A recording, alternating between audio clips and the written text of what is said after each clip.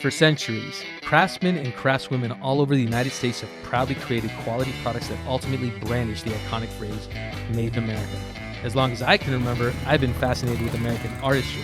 It's something I pay close attention to when buying products, and it's something that has become more important to me over the years. Searching for these American-made crafts has become more than a hobby for me. It's become my obsession.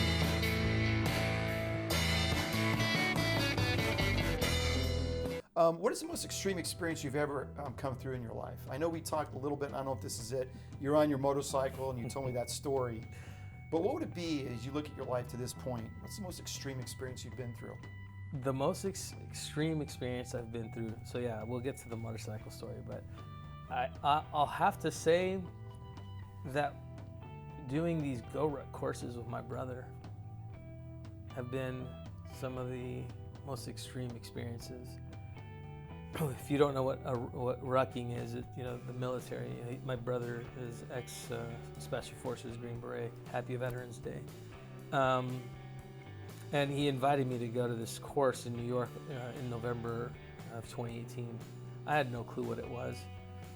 He had all these, when I got to New York, and I'm at his apartment, he's like, okay, you ready to do this? He's like, yeah, what we're doing? I thought we were just gonna walk around New York. What's with all the weights? I was like, no, man, this is what this is about, rucking. You gotta have the backpack, you gotta have your How many water pounds bladder. in the backpack? So normally the military, any serviceman or woman will have to carry between 60 to 120 pounds in their backpack. So that's rucking. I had to do 20 pounds, which that's not normal for me. I don't do 20 pounds, but to do 20 pounds and you have 20 hours to complete this walk around New York City. It's a 50-mile walk that you have to do from point A, and then you have to come back to that point 20 hours later. Without any rest? Yeah, it's 20 hours straight overnight. Needless to say, you don't realize the mental conditioning that you'll need, the exercise that obviously you'll need leading up to it.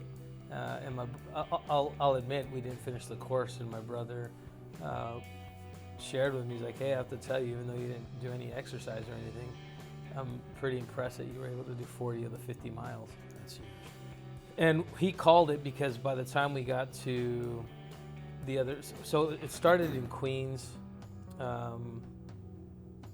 close to Astoria, and then we had to walk all the way up to the Bronx, and then upper Manhattan, all the way down to lower Manhattan, cross Brooklyn, the Brooklyn Bridge. Into Brooklyn, we had to go back to Queens. Was it just you and your brother doing this? No, there were hundreds of other awesome people from all over, from around the world that take part in this.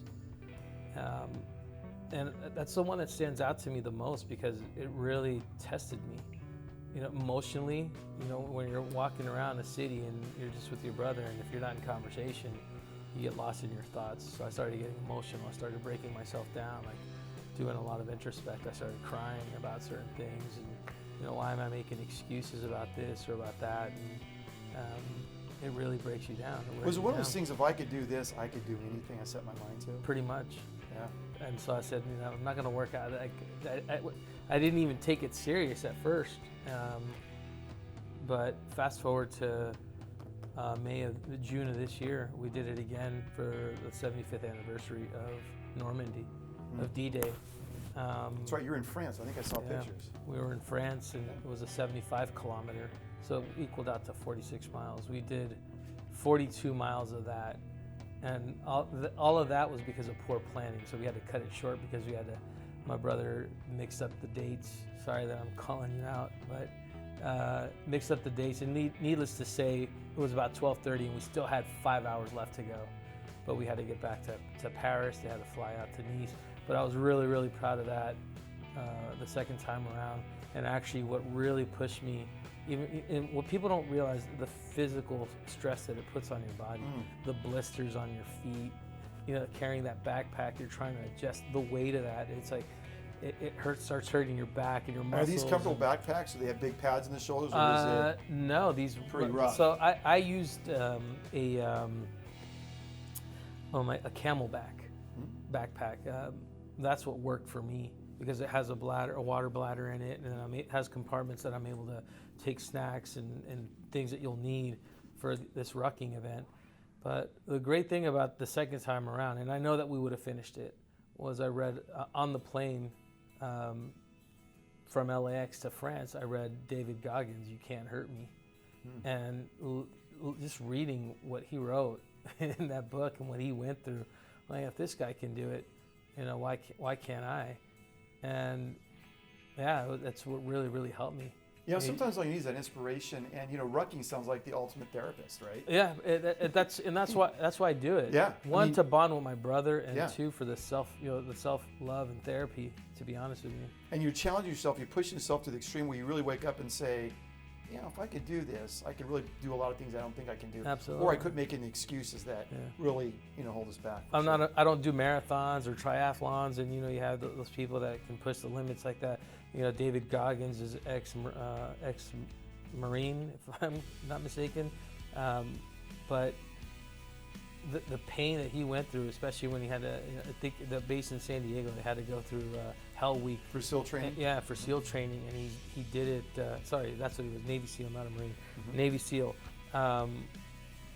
He had to go through Hell Week like 3-4 times.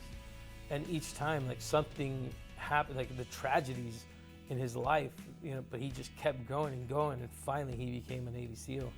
Now what he does is he runs these crazy marathons that I don't think there's only a small percentage of people that actually do them, but he does it to raise awareness for veterans' health and whatnot. There's a cause and a reason for it.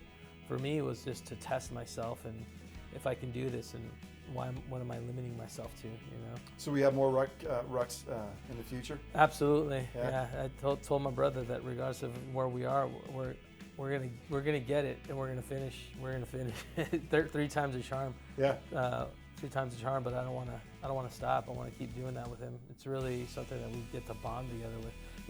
And going back to the divorce, that's one of the things that kind of saddened me, is that my brother and I, growing up, we had a great relationship, and after the divorce, I was seeking love.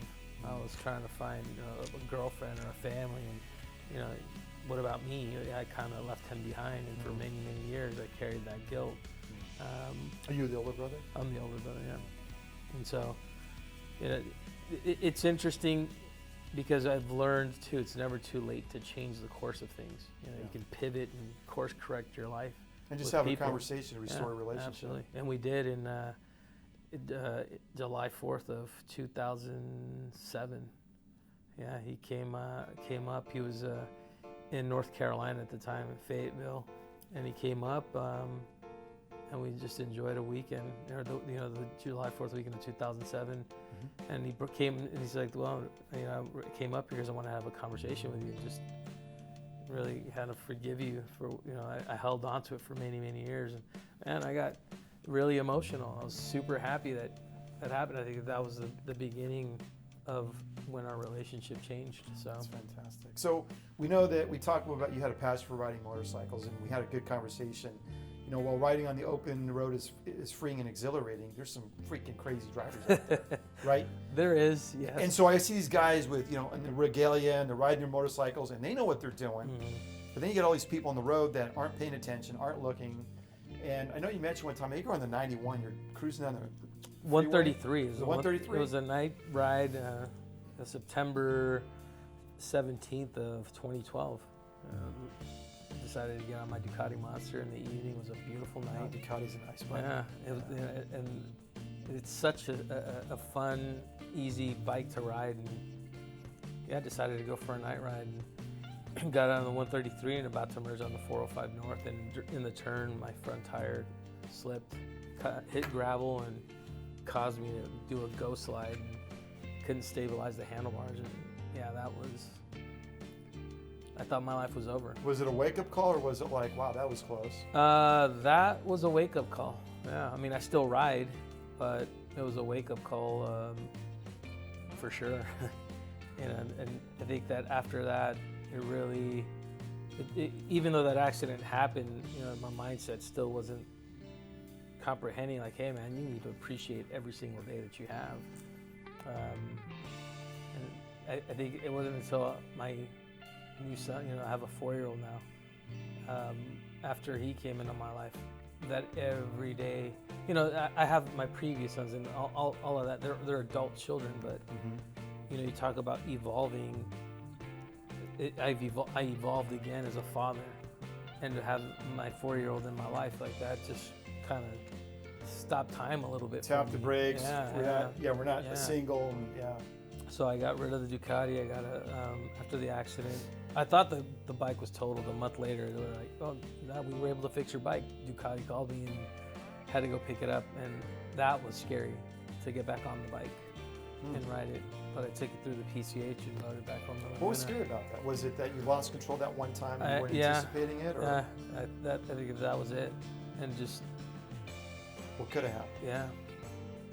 And it just to get back on it, there's a trauma. I got into a car accident in I think my senior year of high school, coming over the Golden Gate Bridge, and for the longest time I couldn't go through the Waldo Tunnel, which is now the Robin Williams Tunnel, because every time I would go through it, I would feel the car shake. Like I would go through. It's like it's a trauma. Like PTSD. PTSD. Yeah. So I think that's what it was. But once I got on the bike, I told myself I just got to get it home. That's it. And then I didn't think twice. Rode it home. What's more dangerous, the gravel or drivers? I mean, there's things on the road and there's environment. Drivers. Yeah. Too many distractions today. Everybody's on their phone. There's nothing that's important. And when you're in a car, what's the most important thing is being conscientious of what's going on in your surroundings and what's happening around you. That phone call, that meeting, or that conference call that you have to get on, or the text message you have to send, or the email that you have to, it's not worth it. Not in relation to human life. Yeah. Yeah. I think we're in a time where I feel that there's just too much selfishness in the world, and people aren't considerate to what's happening around them.